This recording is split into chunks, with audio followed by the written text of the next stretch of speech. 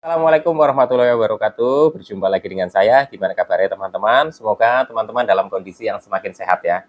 Semakin membaik dan terus membaik hingga menuju sembuh. Amin ya robbal alamin. Oke, sambil menunggu waktu buka puasa ya, saya coba bikin video untuk memotivasi teman-teman ya dalam menghadapi gangguan ini supaya teman-teman itu tetap semangat ya. Insya Allah gangguan ini akan sembuh ya. Kalau saya bisa sembuh, saya yakin teman-teman juga bisa sembuh ya.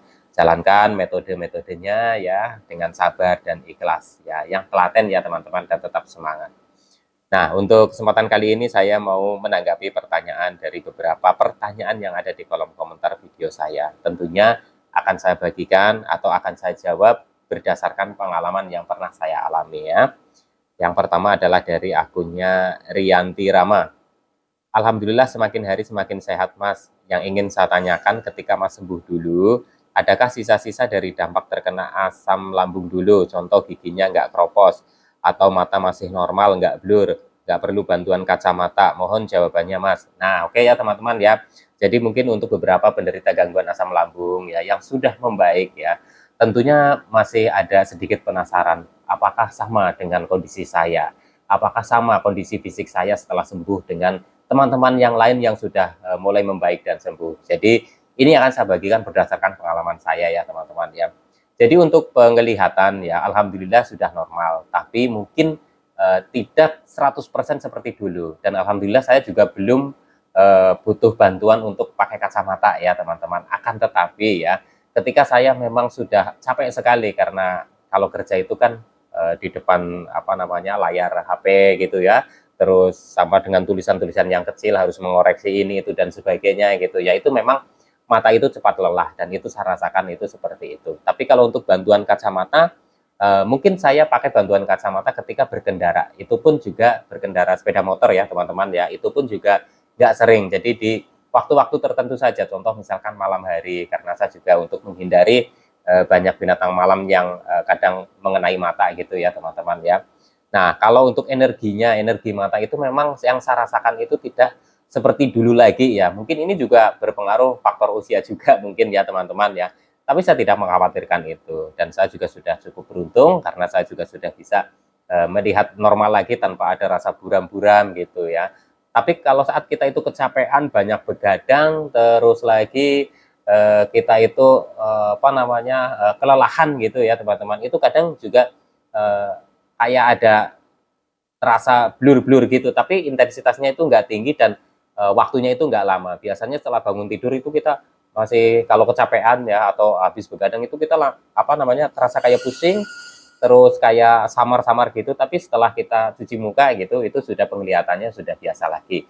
Beda dengan pada saat terkena asam dulu ya teman-teman ya, yang masih disertai dengan kecemasan juga. Itu setiap hari itu merasakan mata itu berat, nggak ada seperti nggak ada energinya, cepat lelah, bawaannya pingin tidur aja ya, terasa itu ngantuk terus kadang juga rasanya itu nggak enak gitu ya teman-teman, dan di sini itu berat sekali, terus pandangan itu buram gitu ya, kalau lihat sinar cahaya gitu, lampu atau lampu motor atau panas yang terik itu sensitif sekali ya, silau sekali. Nah kalau sekarang itu sudah biasa melihat normal ya, walaupun di tempat yang silau-silau, tapi kalau dalam jangka waktu yang lama melihatnya itu tetap masih ada efek ya, masih ada efek. Jadi kalau saya bandingkan dengan saya dulu normal juga, itu pada saat melihat panas gitu secara lama gitu ya teman-teman, itu juga setelah itu juga akan berefek seperti kunang-kunang, dan kalau sekarang juga saya merasakan seperti itu juga. Jadi memang sudah normal kembali dan tanpa bantuan kacamata ya, dan bantuan kacamata itu jika diperlukan saja. Saya sudah maksudnya sudah bisa melihat secara normal tanpa ada rasa buram. Nah, terus untuk giginya ya teman-teman, gigi memang saya akui ya teman-teman, ketika saya itu mengalami gangguan asam lambung itu kan dulu gigi saya itu memang berlubang gitu ya teman-teman, kiri kanan itu di geraham itu berlubang. Nah, pada saat saya itu mengalami asam lambung itu dalam proses penyembuhan, sekian lama mengalami asam lambung itu gigi yang bolong itu kropos ya teman-teman ya. Jadi memang di gigi-gigi yang lain itu sih tidak ya teman-teman, tidak mengalami kropos atau berlubang, tapi untuk gigi yang sudah berlubang itu kropos gitu. Jadi kayak kalau bahasanya itu bahasa Jawanya apa ya, rimpil gitu ya, ambrol sedikit-sedikit gitu ya teman-teman, tapi nggak semuanya. Dan itu saya mengalami hal seperti itu.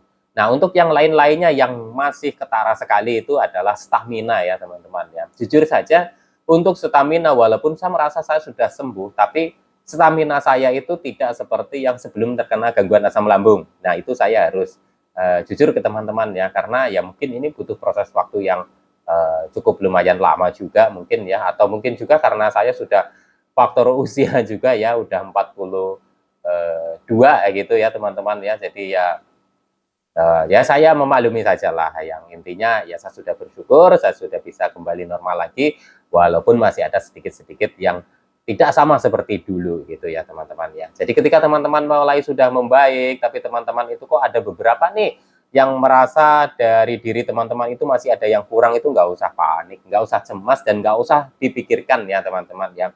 Kita bisa lepas dari gangguan ini juga kita sudah beruntung itu ya, kita sudah bersyukur ya, karena banyak sekali orang yang terjebak lama di gangguan asam lambung yang disertai dan kecemasan ya, karena memang sensasinya itu membingungkan ya, kadang sudah membaik terus drop lagi, membaik drop lagi, kadang dengan cara seperti ini nggak jadi, cara seperti itu nggak jadi, jadi banyak yang masih terjebak. Jadi kalau kita sudah sembuh dan kita sudah terlepas dari belenggu gangguan asam lambung ini, kita juga sangat sudah beruntung. Jadi kalau ada sedikit-sedikit kekurangan ya kita maklumin saja, kita wajarin saja. Itu ya teman-teman ya.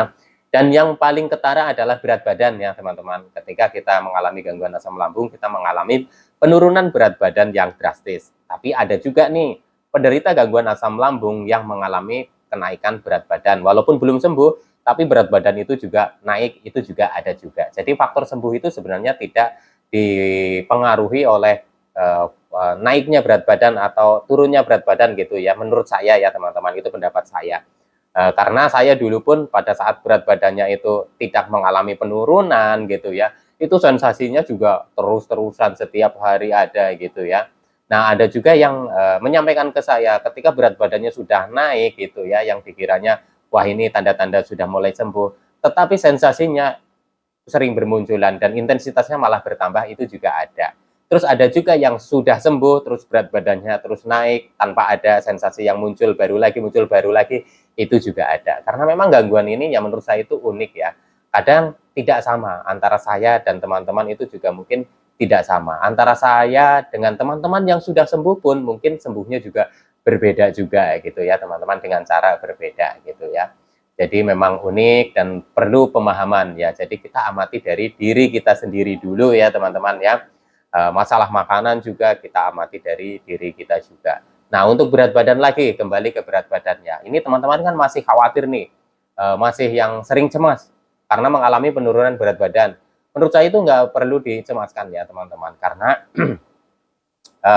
dalam kondisi kita mengalami gangguan asam lambung itu, kita harus menjaga pola makan, kita harus menjaga makanan-makanan yang kita konsumsi. Itu menurut saya itu penting juga, karena untuk penderita gangguan asam lambung ya yang tidak disertai dengan sakit lain itu, kita juga harus menjaga ya supaya sakit lain itu tidak muncul ya, karena dengan keseimbangan tubuh kita yang sedang terganggu karena gangguan asam lambung, kalau kita makannya tidak dijaga, itu juga bisa memungkinkan untuk munculnya sakit yang lain.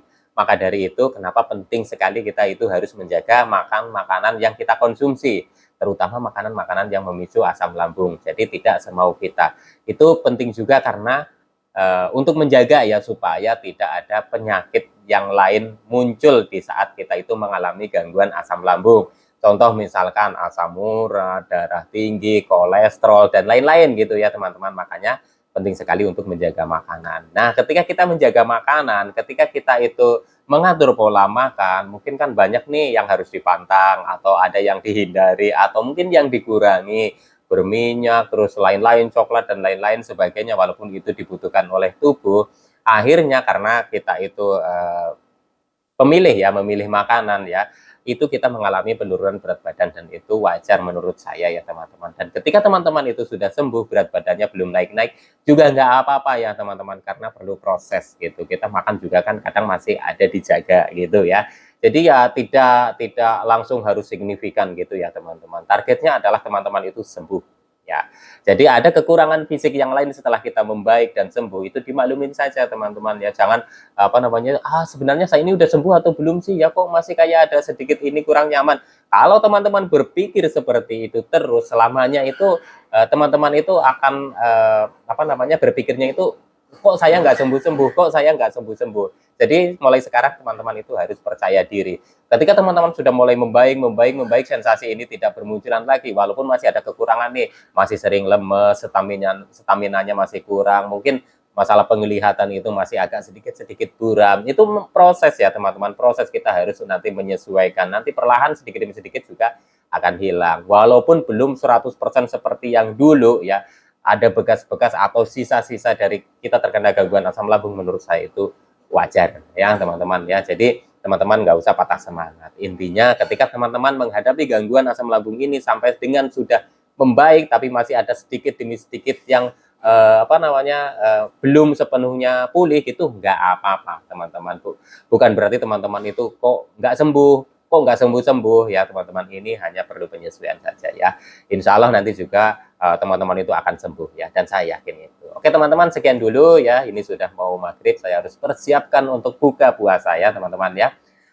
Semoga teman-teman itu lekas membaik dan sembuh. Saya doakan selalu ya teman-teman, tetap semangat dan salam sehat jasmani dan rohani. Wassalamualaikum warahmatullahi wabarakatuh.